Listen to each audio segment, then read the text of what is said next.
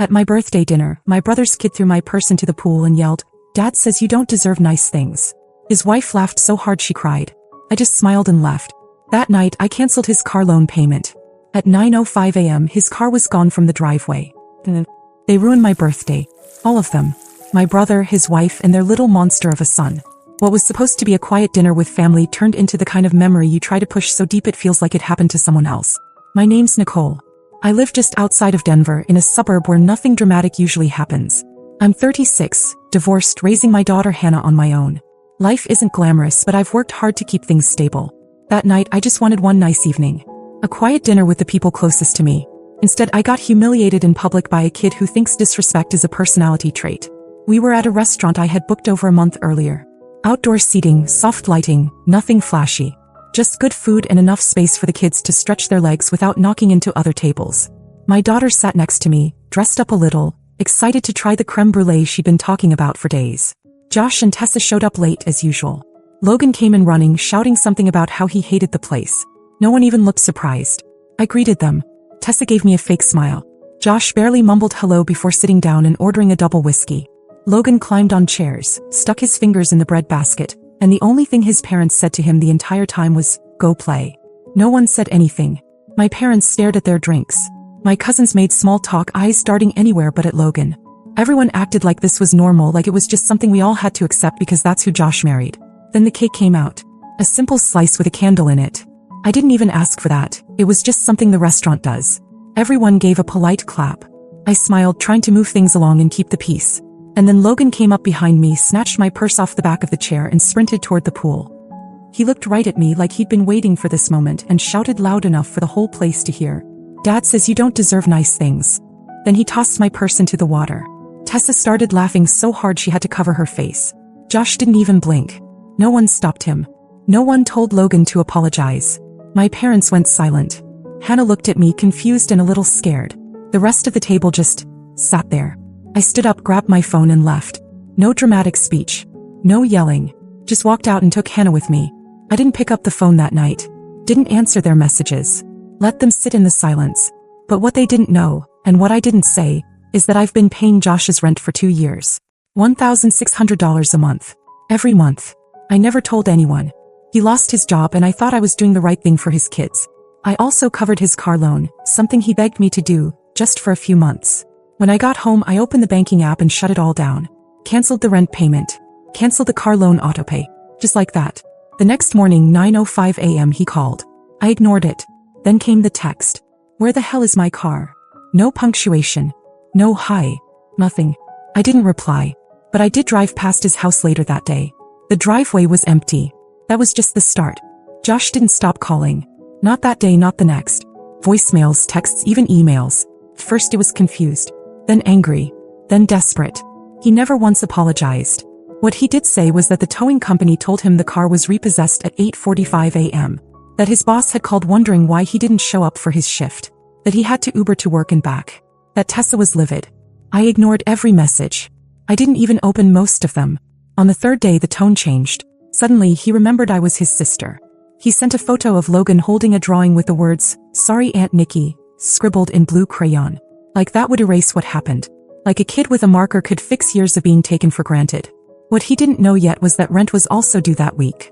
I got the first call from his landlord 2 days later. A polite voicemail asking if I had accidentally canceled the usual transfer. I didn't respond. Not my responsibility anymore. Then Tessa texted me pretending nothing had happened. Just, "Hey, can you send the rent today? We're short this month." No mention of the purse. No mention of the dinner. Just fake casual like always. This time I did respond. I said, "I won't be covering your rent anymore. Please make other arrangements." 10 minutes later, Josh called me 6 times in a row. Then he switched tactics and started texting my parents, asking them what was wrong with me. They didn't know what to say. My mom called and said she wasn't taking sides but hoped I'd think things through. My dad said nothing at all. By the weekend I got another message. This one less polite. "You know we can't afford this place without you. So you're really gonna let your niece and nephew get evicted? You're that bitter." That's when I realized they still didn't get it. I wasn't being bitter. I was done. But I wasn't finished. Because another payment was about to come due. One I knew they couldn't cover without me. Tuition for their 2 kids' private school. Logan and his older sister went to some fancy charter academy Tessa insisted on, even when they had no money for it. I had been covering that too, ever since they begged me 2 years ago not to let their kids fall behind. I opened the school's online portal, deleted my billing info and turned off all autopay settings. It felt good. Not petty, not cruel, just necessary. 2 days later I got the first sign of what was coming. I walked outside in the morning, coffee in hand, ready to drive Hannah to school. My car was scratched down the passenger side.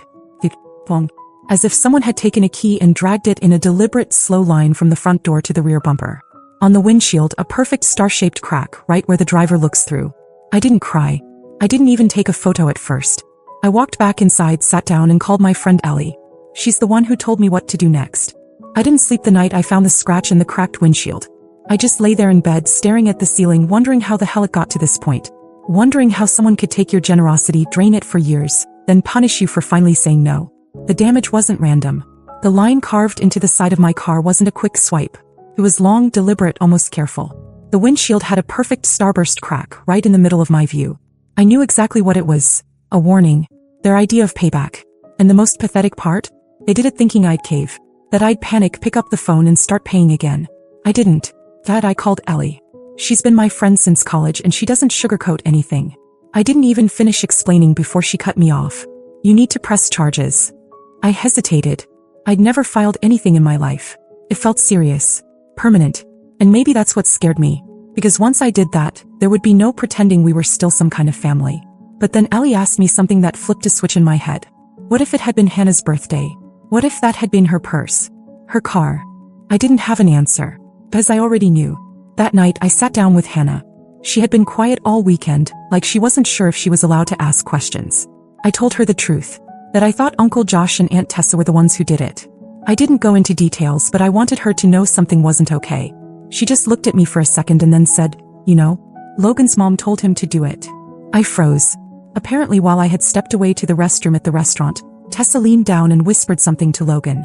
Hannah didn't catch it all, but it was something like, show her she's not better than us. Hannah thought maybe it was a joke, but now she wasn't sure. That confirmed it for me. And then I remembered something else. The restaurant had security cameras. Outdoor patio, high-end place, they always do. I called the manager and asked if they kept recordings. He was polite, helpful, and within a few hours I had the footage in my inbox. It was all there. Logan grabbing the purse. The throw. Tessa laughing so hard she nearly doubled over. Josh not even flinching. You couldn't hear the audio clearly, but Logan's line came through. Dad says you don't deserve nice things. I sent it to Ellie. She didn't even reply with words.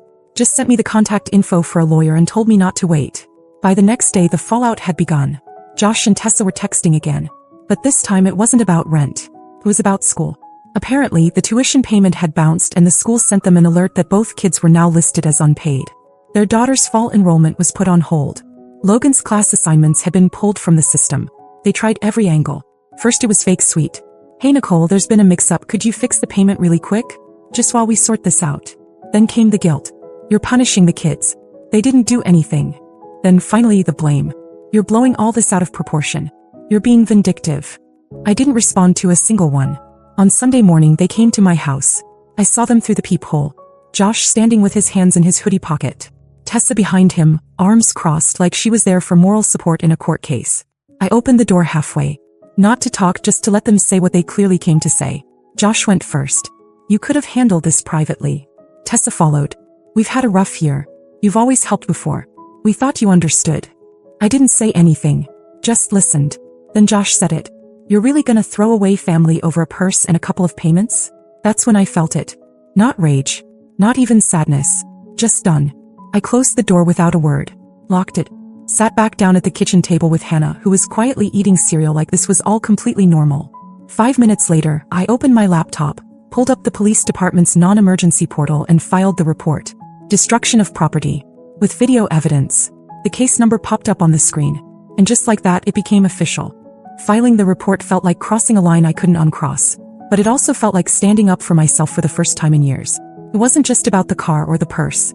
It was about everything they'd taken from me while pretending they were entitled to it. I submitted the footage, the photos of the car, everything. I expected a long wait. Maybe a phone call from an officer next week. Instead, I got a knock at my door that evening. It was 2 officers. One male, one female. They were calm, professional.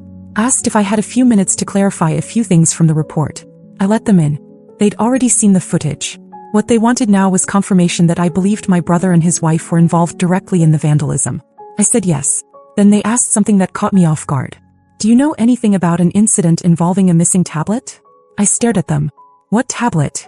Apparently, after the dinner, Logan had gone into the private dining area of the restaurant, where one of the servers had left their bag and taken an iPad. Security footage showed him walking in and walking out with something under his shirt. I had no idea. The server didn't realize it until later that night. Filed a report with the restaurant, who checked the cameras and had already submitted everything to the police. The twist. Josh came back the next morning and returned it. Said Logan found it in the parking lot. No apology. No explanation. Just dropped it off and left. That incident had already flagged them in the system, which meant my report paired with that one escalated everything. The officers thanked me for my time and left. I closed the door, heart pounding. Not because I was scared, but because it finally felt like people were starting to see what I had dealt with for years. The next day, the official notice came. Josh was being investigated for contributing to the delinquency of a minor. The vandalism charge was under review pending confirmation of prints on the object used to scratch my car. They were also reviewing the tablet incident more seriously now that there was a pattern. By Wednesday, our parents found out. And just like I feared, they didn't pick a side. My mom called, voice tired, asking if I was sure I wanted to go this far. She said maybe Logan just needed a firm hand, and maybe Josh and Tessa were just overwhelmed. I told her I didn't file a report because of Logan. I filed it because of them. My dad, on the other hand, tried to play neutral. Said he hoped we'd all talk it out like adults before things got worse. As if there was a conversation left to have. That night, Tessa posted on Facebook. Not naming me directly, of course, but it was obvious. A dramatic post about fake family who pretend to care until they turn on you the second life gets hard. The comments filled with her friends saying things like, "You don't need that kind of negativity," and "Your kids are lucky to have such a strong mama." I didn't respond, but someone else did. Ellie. She left one comment, short and clean. "I was there. You should be careful who you lie to." It was the first time I smiled all week.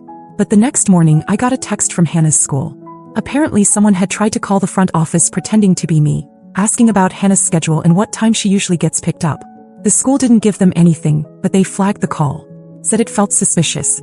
The number didn't match anything they had on file. Just a random local number. I asked them to forward the recording. When they did, I sat at the kitchen table and played it on speaker. The voice wasn't mine. It was Tessa's. I didn't expect the school to call me. I thought the worst of it was behind us, at least for now. But when the secretary left a message saying someone had called pretending to be me, asking about Hannah's schedule and pickup routine, I felt my stomach drop. They didn't give any information away. The call was flagged and recorded, and the moment I listened to it, I froze. The voice was fake friendly, forced sweet, trying way too hard to sound like a concerned mom. But it wasn't me. It was Tessa. She didn't even bother to mask her voice that much. Just enough to make it technically deniable. But I knew her tone. Her cadence. That little breathy lilt she always used when she was pretending to be polite. That was it. That was the line. I could handle being insulted. I could handle financial betrayal. I could even handle a keyed car and a cracked windshield. But trying to interfere with my daughter's school life, her safety? That changed everything. I called Ellie first. She didn't hesitate. She told me to report it now. Not in the morning, not when I felt more calm. No. The detective handling my case picked up right away. I forwarded the voicemail and explained the context. Within an hour, I had an emergency restraining order filed. Tessa was legally prohibited from contacting me, Hannah, or even coming within 200 feet of Hannah's school. Attempted impersonation, harassment, and malicious intent involving a minor. It was serious, and it should have ended there. But of course it didn't. Josh showed up at my house the next day. No warning, no message, just stood outside the door like everything was fine. He didn't bring Logan. He didn't bring Tessa. Not angry. Not desperate. Just like a man who had lost control of his own mess and was now trying to dig through the rubble for anything familiar. I opened the door enough to step outside. I didn't want him in my home. Not anymore. He looked me in the eye and said things had gotten out of hand. That their landlord had started eviction paperwork. That both kids were officially pulled from school. That Tessa was not doing well. And that he just wanted things to go back to how they used to be. I told him to stop. I reminded him of how things used to be. How I paid for his rent when he couldn't. His car loan when he didn't. Tuition when he ignored deadlines. I reminded him of how his wife laughed when his son publicly humiliated me on my birthday, and how he didn't say a word. And then he said it. She just wanted you to feel what it's like when someone takes something from you. I didn't say anything for a second. I just looked at him. That's when I knew there was no saving this. There was no family meeting, no heart-to-heart, no apology coming. He genuinely thought they were the victims. that I had pulled support unfairly, that my boundaries were cruelty, not survival. I told him to leave and never come back. Not even for a second. I gave him 5 seconds to walk off the porch before I called the police. He turned and left. No fight. No goodbye. That evening I took Hannah for ice cream. I needed to breathe. I needed something normal. She was quiet at first, eating her cones slowly, glancing around the shop like her brain was somewhere else. After a few minutes she asked softly, "Are we ever going to see them again?" I looked at her and shook my head. I didn't even need to say it. She already knew. The next morning the detective called. They had gotten something back from forensics. The scratches on my car had been made with a house key, the kind typically used for front doors. And the prints lifted from the area around the gas cap matched one person exactly. Tessa. They were filing charges. Destruction of property. Harassment. Unlawful impersonation. A warrant was being processed. And just like that, my silence stopped being grace. It became evidence. The day the warrant went active, I got a call from my mom. She didn't ask how I was. She asked if it was true. If Tessa was about to be arrested. If I had really gone that far. I told her it wasn't going far. It was going forward. She sighed. That long, disappointed kind of sigh that mothers think still has power over you when you're 36. She said she didn't want to take sides. That this whole thing had gone too far. That maybe there was a better way to settle things privately. I asked her what part of this she thought was private. The part where they used my daughter's name to fish for her school schedule? The scratched car? The purse in the pool? She didn't answer. I didn't call my dad. I knew what he'd say. That family's complicated. That forgiveness is important. That time would heal it. It was almost worse that neither of them outright took their side. This weird in-between stance, refusing to pick but still judging me for drawing a line. They didn't realize that was its own betrayal. Ellie was the only one who stayed steady. She helped me file for long-term restraining orders. She was there when I met with the DA to go over the charges. And when the officer called to confirm that Tessa had been taken in, calmly, without drama, booked and released with a court date, she brought over pizza and didn't ask for details. Just sat with me and Hannah and watched a movie like normal life still existed somewhere. Josh tried once more. One last text. It said, "Hope you're proud. You ruined our family." I didn't reply. Not out of pettiness, but because I wasn't going to defend myself to someone who had never once defended me. I blocked him. A week later I changed my number. The hardest part came when I explained everything to Hannah in full. She had seen most of it, but she deserved to know why we weren't going to holidays at Grandma's anymore. Why we wouldn't be seeing Logan at birthday parties. Why things that used to be normal would stay broken. She didn't cry, but she didn't say much either. She just asked, "So it's really over, isn't it?" And I told her the truth. Yes, it is. I don't know what'll happen to Josh and Tessa. I've heard rumors. They had to move out of the apartment. The school didn't take the kids back. Tessa's facing fines, maybe more. I've stayed out of it. Blocked, deleted, cleared the slate. It doesn't feel like revenge. Feels like release. This year I didn't plan a birthday dinner. Hannah and I went to the mountains for the weekend. Just the two of us. She picked the playlist. I let her have ice cream for breakfast one morning. We laughed. We were quiet. And we were free.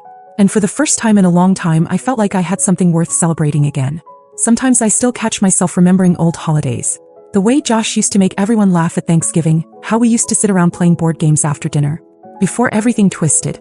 Before the taking started to feel normal. I don't miss them. But I miss the version of them I thought I knew. Hannah's been different too. A little quieter, a little more careful about who she trusts. I hate that she had to see it all. But I'm proud of how she handled it. How she stood beside me even when none of it made sense. I think she understands now that protecting peace sometimes means walking away from people who live in chaos. Sometimes the hardest thing isn't cutting someone off. It's realizing they were never really holding on to you in the first place. Not because I'd won, but because I finally stopped losing.